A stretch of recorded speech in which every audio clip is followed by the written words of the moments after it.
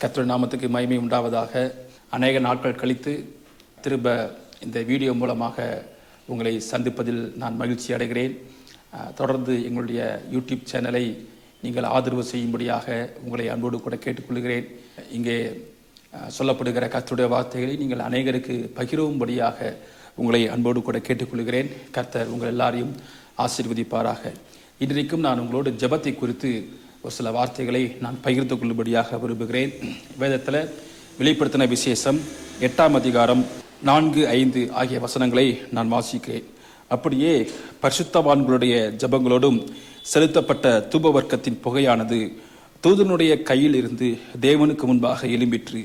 பின்பு அந்த தூதன் தூப கலசத்தை எடுத்து அதை பலிபீடத்து நெருப்பினால் நிரப்பி பூமியிலே கொட்டினான் என்று சொல்லப்பட்டிருக்கிறது. கர்த்தருடைய நாமத்துக்கு மகிமை உண்டாவதாக. ஸ்தோத்திரம். இங்கே 3ஆம் வசனத்திலையும் பார்க்கிறோம், வேறொரு தூதனும் வந்து தூபம் காட்டும் பொற்கலசத்தை பிடித்து பலிபீடத்தின் படியிலே நின்றான். சிங்காசனத்துக்கு முன்பாக இருந்த பொற்பீடத்தின் மேல் சகல பரிசுத்தவான்களுடைய ஜெபங்களோடும் செலுத்தும்படிக்கு மிகுந்த தூப வர்க்கம் அவனுக்கு கொடுக்கப்பட்டது. ஆமென். ஸ்தோத்திரம். இங்கே ஆண்டவருக்கு முன்பாக, சிங்காசனத்துக்கு முன்பாக ஒரு தூதன் பொற்கலசத்தை பிடித்து இருக்கிறார். அந்த பொற்கலசத்திலிருந்து மிகுந்த தூப வர்க்கங்கள் தேவனுக்கு முன்பாக எழுப்பிக் கொண்டிருக்கிறது. தூப வர்க்கம் என்ன என்று பார்க்கும் பொழுது பரிசுத்தவான்களுடைய ஜெபங்கள் என்று சொல்லப்படுகிறது. நம்முடைய ஜெபங்கள் ஒவ்வொன்றும் தேவனுக்கு முன்பாக அது தூப வர்க்கமாய் எழுப்பிக் கொண்டிருக்கிறது என்று இங்கே வேதம் சொல்லுகிறது. நாம் இந்த பூமியிலே நாம் ஜெபிக்கிற ஒவ்வொரு ஜெபங்களும், ஆமென் ஸ்தோத்திரம், தேவனுக்கு முன்பாக அது தூப வர்க்கமாக எழுப்பிக் கொண்டிருக்கிறது. எனவேதான் தந்தை பெர்க்மான்ஸ் அவர்கள் இவ்வாறாக பாடியிருக்கிறார்கள், தூபம் போல் என் ஜெபங்கள் ஏற்று கொள்ளும் ஐயா, தூபம் போல் என் ஜெபங்கள் ஏற்று கொள்ளும் ஐயா. ஆமென். நம்முடைய ஜெபங்கள் ஒவ்வொன்றும் வீண் போகவில்லை. நம்முடைய ஜெப நேரங்கள் ஒன்றும் விருதாவாக போகவில்லை. அவைகள் யாவும் தேவனுக்கு முன்பாக தூபவர்க்கமாக எழுப்பிக் கொண்டிருக்கிறது என்று வேதம் சொல்லுகிறது. ஹல்லேலூயா. எனவே ஜெபிக்கிற கர்த்தருடைய பிள்ளைகள் தொடர்ந்து நீங்கள் ஜெபியுங்கள். ஆமென். ஸ்தோத்திரம். உங்களுடைய ஜெபங்களை கர்த்தர் கேட்டு பெரிய காரியங்களை ஆண்டவர் செய்வாராக. இங்கே 5ஆம் வசனத்தை பார்க்கும் பொழுது அந்த தூதன் தூப கலசத்தை எடுத்து அதை பலிபீடத்து நெருப்பினால் நிரப்பினான் என்று சொல்லப்பட்டிருக்கிறது. ஆமென். ஸ்தோத்திரம். எந்த தூப கலசத்தை பிடித்தான் என்றால், தூப கலசம் என்பது ஜெபத்தை குறிக்கிறது. அதில் தூப வர்க்கம் எழும்பி வந்தது. எந்த தூப கலசத்தில் தூப வர்க்கம் எழும்பி வந்ததோ அந்த தூப கலசத்தை அந்த தூதன் பலிபீடத்து நெருப்பினால் நிரப்பினான் என்று சொல்லப்பட்டிருக்கிறது. ஆமென் ஸ்தோத்திரம். நான் இவ்வாறாக சொல்லுகிறேன், எங்கே ஜெபம் இருக்கிறதோ அங்கே பலிபீடத்தின் நெருப்பு இறங்கி வரும்.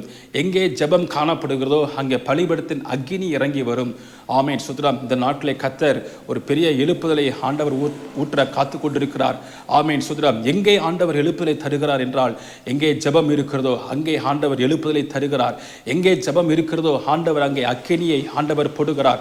ஓ ஸ்தோத்திரம். உங்கள் வாழ்க்கையில் நீங்கள் அக்கினியாய் இருக்க வேண்டும் என்றால் தேவனுடைய பிள்ளைகளை நீங்கள் அதிகமாக ஜெபியுங்கள். உங்கள் ஜெப நேரத்தை இன்னும் அதிகமாக கூட்டுங்கள். ஸ்தோத்திரம். நீங்கள் ஜெபிக்க நீங்கள் சோர்ந்து போகாதீர்கள்.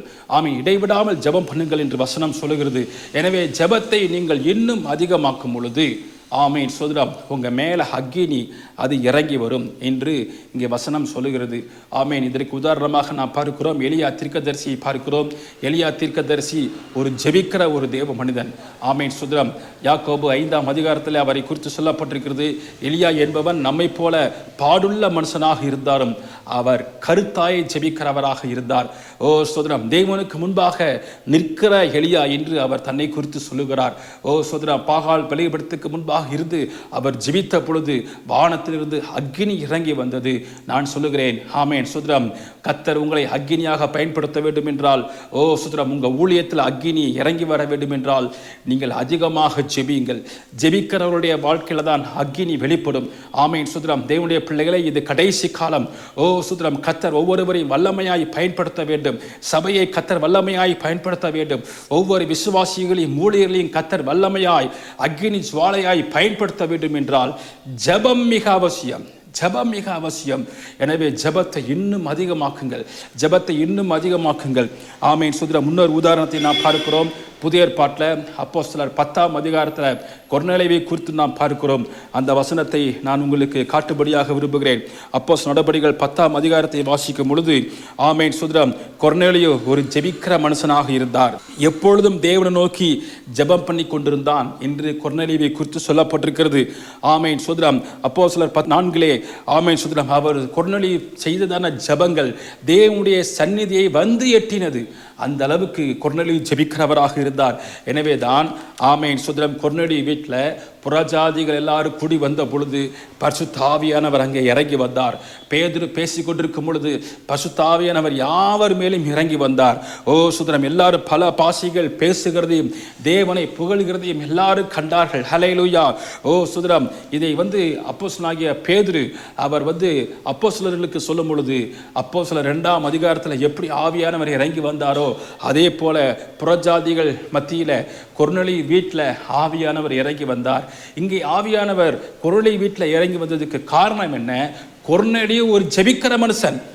கொர்நேலியு எப்பொழுதும் தேவனை நோக்கி ஜெபம் பண்ணி கொண்டிருந்தான். அவன் ஜெபங்கள் தேவனுடைய சந்நிதியை வந்து எட்டினது. இன்றைக்கு நீங்கள் ஜெபிக்கிறவர்களாக இருந்தால் நீங்கள் இருக்கிற இடத்துல அக்கினி இறங்கி வரும். நீங்கள் உங்கள் வீட்டில் ஜெபிக்கும் பொழுது உங்கள் வீட்டில் அக்கினி இறங்கி வரும். ஹல்லேலூயா. அந்த அக்கினி ஆமென் சுதரம் சத்துருக்களை எல்லாம் சுட்டெரிக்கிற அக்கினி, அசுத்தாவிகளை எல்லாம் சுட்டெரிக்கிற அக்கினி, விக்கிர கிரியைகளை எல்லாம் சுட்டெரிக்கிற அக்கினி. எனவே தேவனுடைய பிள்ளைகளை உங்கள் வாழ்க்கையில் ஜெபத்தை நீங்கள் விட்டு விடாதீர்கள். அதிகமாக ஜெபிங்கள், அதிகமாக ஜெபிங்கள். ஹல்லேலூயா. ஓ சுதரம் இந்த வார்த்தையை கேட்டுக்கொண்டிருக்கிற நேரத்தில் உங்கள் வாழ்க்கையில் நீங்கள் இன்னும் ஜெபிக்க முடியாதபடி என்னென்ன தடைகள் காணப்படுகிறதோ அந்த தடைகள்லாம் நீங்கி போவதாக இயேசுவின் நாமத்தினால. ஆமென் சுதரம் உங்களை ஜெபிக்க விடாத சோர்ந்து போக பண்ணுகிற அந்த எசேபேலின் ஆவியின் கிரியைகள் இயேசுவின் நாமத்தினாலே எல்லாம் விலகி போவதாக. ஹல்லேலூயா. ஹல்லேலூயா. ஓ சுதரம் எலியாவை சுதரம் சோர்ந்து போன அவனை தட்டி எழுப்பின ஆண்டவர் இன்றைக்கு உங்களையும் தட்டி எழுப்புகிறார். சோர்வை விட்டு எழும்பி வெளியே வாருங்கள், எழும்பி பிரகாசி, உன் ஒளி வந்தது. ஹல்லேலூயா. எனவே கர்த்தர் உங்களை கொண்டு பெரிய காரியங்களை ஆண்டவர் செய்வாராக. ஆமீன் சுதரம் கர்த்தருக்கு மகிமை உண்டாகட்டும். ஆமீன். இதே வெளிப்படுத்தல விசேஷம் 9ஆம் அதிகாரத்திலே ஆமீன் அங்கே ஒரு சில காரியங்களை குறித்து சொல்லப்பட்டிருக்கிறது. ஓ ஸ்தோத்திரம். ஹல்லேலூயா. நம்முடைய ஜெபம் ஆமீன் சுதரம் அக்கினியை கொண்டு வரும். ஆமீன் சுதரம் அந்த அக்கினியை கர்த்தர் பூமியிலே கொட்டுவார். ஆமீன். அந்த அக்கினி பற்றி பிடிக்கும். ஒரு பெரிய எழுப்புதலை அந்த அக்கினியை கொண்டு வரக்கூடியதாக இருக்கிறது. ஓ ஸ்தோத்திரம். வெளிப்படுத்தின விசேஷம் 9ஆம் அதிகாரம் 4ஆம் வசனத்தை நான் வாசிக்கிறேன். வெளிப்படுத்தின விசேஷம் 9ஆம் அதிகாரம் 4ஆம் வசனம். பூமியின் புல்லையும் பசுமையான எந்த பூண்டையும் எந்த மரத்தையும் சேதப்படுத்தாமல் தங்கள் நெற்றிகளில் தேவனுடைய முத்திரையை தரித்திராத மனுஷரை மாத்திரம் சேதப்படுத்த அவைகளுக்கு உத்தரவு கொடுக்கப்பட்டது. இங்கே பார்க்கிறோம். ஆமென் சுதரம் இங்கே ஒரு தூதன் எக்காலம் ஊதும் பொழுது அங்கே வெட்டுக்கிளிகள் எல்லாம் புறப்பட்டு வந்தது. இந்த வெட்டுக்கிளிகள் சேதப்படுத்தக்கூடியதாக இருந்தது. ஆமென் சுதரம் அந்த வெட்டுக்கிளிகள் சேதப்படுத்தும்படியாக அதற்கு உத்தரவும் கொடுக்கப்பட்டது. யாரை சேதப்படுத்தும்படியாக உத்தரவு கொடுக்கப்பட்டதாம்? யாருடைய நெற்றிகளில் அடையாளம் இல்லையோ, யாருடைய நெற்றிகளில் தேவனுடைய முத்திரை இல்லையோ அவர்களை சேதப்படுத்தும்படிக்கு இந்த வெட்டுக்கிளிகளுக்கு உத்தரவு கொடுக்கப்பட்டிருக்கிறது. ஹல்லேலூயா. ஓ சுதரம் அன்பான கர்த்தருடைய பிள்ளைகளே, யாருடைய நெற்றிகளிலே முத்திரை போடப்படும் என்று பார்க்கும் பொழுது நமக்கு தெரிந்த வேத வசனம் எசேக்கியேல் தீர்க்கதரிசன புஸ்தகம் 9ஆம் அதிகாரத்திலே அங்கே சொல்லப்பட்டிருக்கிறது. 9ஆம் அதிகாரம் 4ஆம் வசனம். கர்த்தர் அவனை நோக்கி, நீ எருசலேம் நகரமெங்கும் உருவ போய் அதற்குள்ளே செய்யப்படுகிற சகல அருவருள் நிமித்தம் பெருமூச்சு விட்டெழுகிற மனுஷனின் நெற்றியிலே அடையாளம் போடு. யார் நெற்றியிலே அடையாளம் போடப்படும் என்றால் யார் ஜெபிக்கிறார்களோ, யார் தேசத்துக்காக ஜெபிக்கிறார்களோ, சுதரம் ஹல்லேலூயா, யார் பெருமூச்சு விட்டெழுது ஜெபிக்கிறார்களோ அவர்கள் நெற்றியிலே அடையாளம் இருக்கும். ஆமே சுதரம் அவர்கள் நெற்றியிலே அடையாளம் இருக்கும். ஆமே சுதரம் அடையாளம் போடப்பட்டிருக்கிற ஒருவனையும் பக்கத்திலே வரக்கூடாது, அவர்களை சேதப்படுத்தக்கூடாது என்று ஆண்டவர் அங்கே கட்டளையிடுகிறார். ஆனால் யாருடைய நெற்றியிலே அடையாளம் இல்லையோ, அப்படி என்றால் என்ன அர்த்தம்? யார் ஜெபிக்கவில்லையோ, யார் ஜெபிக்கவில்லையோ, இதை கேட்டுக்கொண்டிருக்கிற உங்களுடைய வாழ்க்கையில ஜெப ஜீவியம் எப்படி இருக்கிறது? தேவனுடைய சகோதரியே, தேவனுடைய சகோதரனே, ஆமேன் சுதரம், உங்களுடைய ஜெப ஜீவியம் எப்படி இருக்கிறது? ஹல்லேலூயா. ஓ சுதரம், உங்களுடைய ஜெபம் ஆவி அணைந்து போயிருக்கிறதா? ஜெப ஆவி அனல் மூட்டுங்கள், ஜெப அக்கினி அனல் மூட்டுங்கள். ஓ சுதரம், இதற்கு முன்பாக நீங்கள் ஜெபிக்கிறவர்களாக இருக்கலாம், ஆனால் இப்பொழுது உங்கள் வாழ்க்கையில் ஜெபிக்க முடியாதபடி பல தடைகள் இருக்கலாம். கடந்த நாட்களே ஒரு தாயாரை நான் சந்தித்த பொழுது அவர்கள் சொன்னார்கள், பாஸ்டர், நான் அதிகமாக மணி நேரங்கள் நான் ஜெபிப்பேன், இரவு நேரத்தில் ஆண்டவர் என்னை எழுப்பிடுவார், நான் உட்கார்ந்து பல மணி நேரங்கள் ஜெபிப்பேன். அப்பொழுது கர்த்தர் என்னை கொண்டு பெரிய காரியங்களை செய்தார், பல கிராம ஊழியங்களை நான் செய்தேன், என் மூலமாக அநேகர் ரட்சிக்கப்பட்டார்கள், அநேகர் மனம் திரும்பினார்கள். ஆனால் இப்பொழுது என்னால் இரவு நேரத்தில் ஜெபிக்க முடியவில்லை. எனக்குள்ளாக சோர்வு, என் குடும்பத்தை நினைத்து, என் பிள்ளைகளை நினைத்து எனக்குள்ளாக சோர்வு ஏற்படுகிறது, என்னால் ஜெபிக்க முடியவில்லை, எனவே என்னால் ஊழியமும் செய்ய முடியவில்லை பாஸ்டர் என்று அவர்கள் என்னோடு பகிர்ந்து கொண்டார்கள். ஹல்லேலூயா. ஓ சுதரம், ஒருவேளை உங்களுடைய வாழ்க்கையில நீங்கள் பல சூழ்நிலைகள், குடும்ப சூழ்நிலைகள், ஆமேன் சுதரம், உங்களுக்கு பலவிதமான நெருக்கடியான சூழ்நிலை நிமித்தம் நீங்கள் ஜெபிக்காமல் சோர்ந்து போயிருக்கலாம். ஆமேன். ஆனால் நீங்கள் ஜெபிக்க எழும்புகள், சோர்வுகளை களைந்துவிட்டு எழும்புகள், சூழ்நிலைகளை பார்க்காதீர்கள். ஆமேன். ஹல்லேலூயா. ஜெபிக்க எழும்பும் பொழுது கர்த்தர் நம் மூலமாக பெரிய காரியங்களை செய்வார். சூழ்நிலைகளெல்லாம் நிச்சயமாக அவைகள் மாறக்கூடியதாக இருக்கிறது. எனவே ஜெபிக்காதவருடைய வாழ்க்கையிலே, ஜெபம் யாருடைய வாழ்க்கையிலே எல்லாம் இல்லையோ அவர்கள் வாழ்க்கையிலே வேதனைகள் ஆரம்பமாகும், அவர்கள் வாழ்க்கையிலே சேதங்கள் ஆரம்பமாகும், அவர்கள் வாழ்க்கையிலே நஷ்டங்கள் ஆரம்பமாகும். எனவே இந்த கடைசி காலத்தில் ஏற்படக்கூடிய பயங்கரமான சேதங்களுக்கு நீங்கள் தப்ப வேண்டும் என்றால் நீங்கள் ஜெபித்தே ஆக வேண்டும், நீங்கள் ஜெபித்தே ஆக வேண்டும். உங்கள் நெற்றிகளே அடையாளம் இருக்க வேண்டும். ஆமேன். ஜெபிக்கிறவர் நெற்றியிலே அடையாளம் போடு என்று சொல்லப்பட்டிருக்கிறது. ஆமேன் சுதரம். எனவே உங்கள் வாழ்க்கையில் நீங்கள் ஜெபத்துக்கு முக்கியத்துவமும் கொடுங்கள். ஹல்லேலூயா. அங்கே பார்க்கும் பொழுது வெளிப்படுத்தல் விசேஷம் 9ஆம் அதிகாரம், ஆமேன் சுதரம், 4ஆம் வசனத்தில், ஆமேன் சுதரம், தரித்திராத மனுஷரை சேதப்படுத்த, முத்திரையை தரித்திராத மனுஷரை சேதப்படுத்த உத்தரவு கொடுக்கப்பட்டது. ஆமேன் சுதரம். அந்த வெட்டுக்கிளி எப்படிப்பட்டதாம்? ஆமேன் சுதரம். மேலும் பாருங்க, மேலும் 5 மாதம் அளவும் அவர்களை வேதனைப்படுத்தும்படிக்கு உத்தரவு கொடுக்கப்பட்டது. இந்த வெட்டுக்கிளிகள் நாள் வேதனை என்ன செய்யுமாம்? உண்டாகுமாம். தொடர்ந்து வாசிக்கும் பொழுது, அவைகள் செய்யும் வேதனை தேளானது மனுஷனை கொட்டும் பொழுது உண்டாகும் வேதனையை போல் இருக்கும். தேல் எப்படி ஒரு மனுஷனை கொட்டுமோ அப்படி கொட்டும் பொழுது உண்டாகிற வேதனையை போல இந்த வேதனை உங்களுக்கு இருக்கும். யாருக்கு? ஜெபிக்காதவர்களுக்கு. ஜெபிக்காதவர்களுக்கு இன்னைக்கு உங்கள் வாழ்க்கையில் ஏன் வேதனை சிஸ்டர்? ஏன் உங்கள் பிள்ளைகளால் வேதனை? ஏன் உங்கள் சரீரத்தில் வியாதினால வேதனை? ஏன் வேதனை? ஏன் வேதனை? உங்கள் நெத்தியில் அடையாளம் இல்லை, உங்கள் நெத்தியில் முத்திரை இல்லை. ஹல்லேலூயா. எனவே தான் ஓ சுதரம், அந்த தேலை கொட்டுகிறதான வேதனை அந்த வெட்டுக்கிளிகளுக்கு உத்தரவு கொடுக்கப்பட்டிருக்கிறது.